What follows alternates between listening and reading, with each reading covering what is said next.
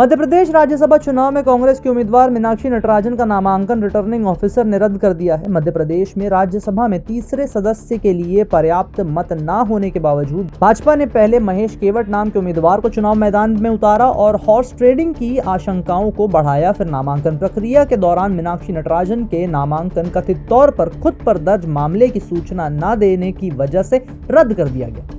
मध्य प्रदेश कांग्रेस ने इसे भाजपा की गुंडई बताया, तो वहीं भाजपा का कहना है कि कांग्रेस के लोगों ने ही यह सूचना लीक की कि मीनाक्षी नटराजन के खिलाफ हैदराबाद में ही वाद दाखिल है, जिस पर कोर्ट ने उनसे सवाल किया।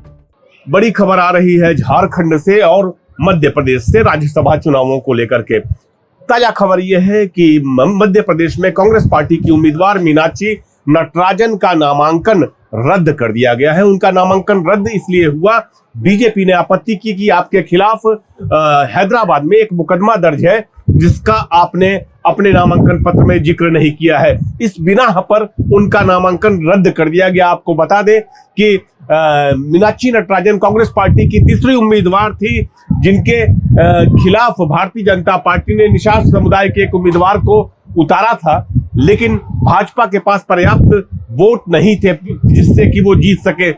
उनको निश्चित तौर पे कांग्रेस के कम से कम 10 विधायकों का समर्थन चाहिए होता। कांग्रेस ने टूट फूट से बचने के लिए अपने विधायकों को आज ही बंगलौर भेजने का फैसला किया था। सारे विधायक अपने परिवार के साथ भोपाल में हवाई अड्डे पर मौजूद थे पिछले 6-7 घंटों से, लेकिन हवाई जहाज नहीं उड़ा और उधर बीच मीनाक्षी नटराजन के नामांकन पत्र की जांच हो रही थी। नामांकन रद्द होने के बाद ये गनीमत रही कि जहाज उड़ा नहीं था। विधायक फिलहाल रुके हुए हैं और खबर ये आ रही है कि वापस लौट रहे हैं अपने अपने घरों की ओर। दूसरी तरफ झारखंड में परिमल नाथवानी नाम के एक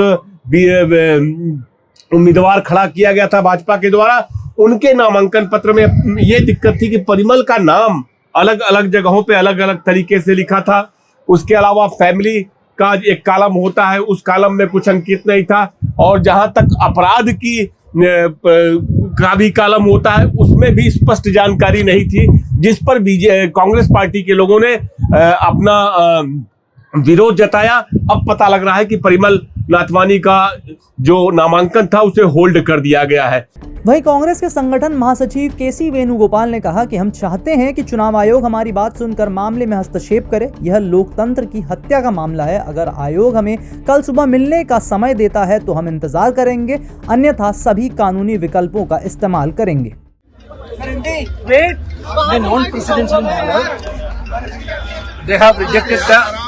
Nomination of Meenakshi Natarajan in Madhya Pradesh. This was happened 6:30 in the evening.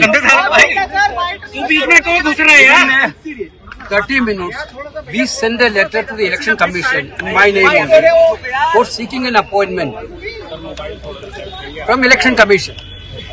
And we directly rushed to here to give the memorandum to the Election Commission of India, which they rejected completely. We didn't understand. We are the responsible leaders of this country and people representative of this country. After a big blackmail, नामांकन रद्द होने के बाद कांग्रेस ने इसे सिर्फ तकनीकी मामला मानने से इनकार कर दिया। पार्टी का आरोप है कि यह पूरी कार्यवाही राजनीतिक दबाव में की गई है और विपक्षी उम्मीदवार को चुनाव से बाहर करने की कोशिश है। मामले ने तब और तूल पकड़ लिया जब कांग्रेस के वरिष्ठ नेता दिल्ली स्थित चुनाव आयोग के मुख्यालय पहुंच गए। केसी वेणुगोपाल, जयराम रमेश, भूपेश बघेल और सचिन पायलट समेत कई नेताओं ने चुनाव आयोग से हस्तक्षेप की मांग की। हालांकि शुरुआती दौर में उन्हें आयोग के भीतर प्रवेश की अनुमति नहीं मिली, जिसके बाद नेताओं ने आयोग कार्यालय के बाहर धरना शुरू कर दिया। बाद में चुनाव आयोग के अधिकारियों ने कांग्रेस का ज्ञापन स्वीकार किया और उसकी रिसीविंग दी। इसके बाद बाहर आकर कांग्रेस नेताओं ने आरोप लगाया कि लोकतांत्रिक प्रक्रिया को प्रभावित करने की कोशिश की जा रही है। जब निर्वाचन आयोग को पता है कि राज्यों में राज्यसभा के चुनाव हो रहे हैं, यदि कोई गड़बड़ी होगी तो शिकायत में कहाँ जाएंगे? यही आएंगे। और यहाँ कार्यालय 5:30 बजे के बाद बंद। कैसे डेमोक्रेसी है? तब जाके हमको 2 घंटे के अलाउ किया, जाके एप्लीकेशन दे सकते हो। मतलब बड़ी कृपा की निर्वाचन आयोग ने, हमारा एप्लीकेशन ले लिया, चर्चा नहीं। सर, क्या आप लोगों को नहीं किया गया है? क्या आप लोगों को अभी भी उम्मीद है कि जो नामांकन रद्द करने का फैसला है वो वापस लिया जा सकता है? अभी उम्मीद है? देखिए, अभी हमने एप्लीकेशन दिया, अब उसका फैसला क्या आता है वो हम देखेंगे, और फिर हमारे पे लीगल ऑप्शन तो हमारे खुले हुए हैं, जा सकते हैं। और वहीं मध्य प्रदेश कांग्रेस के अध्यक्ष जीतू पटवारी ने कहा कि आज भाजपा ने लोकतंत्र के साथ जो कुकृत्य किया है उसे पूरा देश देख रहा है। इसी के खिलाफ कांग्रेस पार्टी ने भाजपा के चुनाव आयोग कार्यालय को बाहर करना दिया। पूरे प्रदेश में इसके एजिटेशन, इसके आंदोलन, हर तरीके के जो भी बन सकते हैं देश के लोकतंत्र को बचाने के लिए कांग्रेस पार्टी करेगी। लीगल भी, जैसे सर ने कहा अभी कि छुट्टियों के दिन उसका फायदा कैसे उठाएं, उस सब क्राइम में समय के भी प्रतिबंध को एक तरह से प्रबंध में बनाया। उसमें भी आज ही हम निर्वाचन आयोग भी जा रहे हैं अभी रात में, और उसके बाद सुप्रीम कोर्ट भी जाएंगे। आदरणीय संघवी जी, आदरणीय विवेक तनखा जी इस पूरे संदर्भ में पूरे डॉक्यूमेंट्स के साथ इसका लीगल जो भी प्रोसेस है वो कर रहे हैं। मैं मीडिया से और मध्य प्रदेश के आम जन से भी अनुरोध करना चाहता हूं कि भारतीय जनता पार्टी भ्रष्टाचार के कैंसर में मध्य प्रदेश को लोटपोट कर दिया है। ये जड़ मूल से जब तक समाप्त नहीं होगा तो अगली बार आपकी भावी पीढ़ी भी वोट डालने लायक नहीं बचेगी।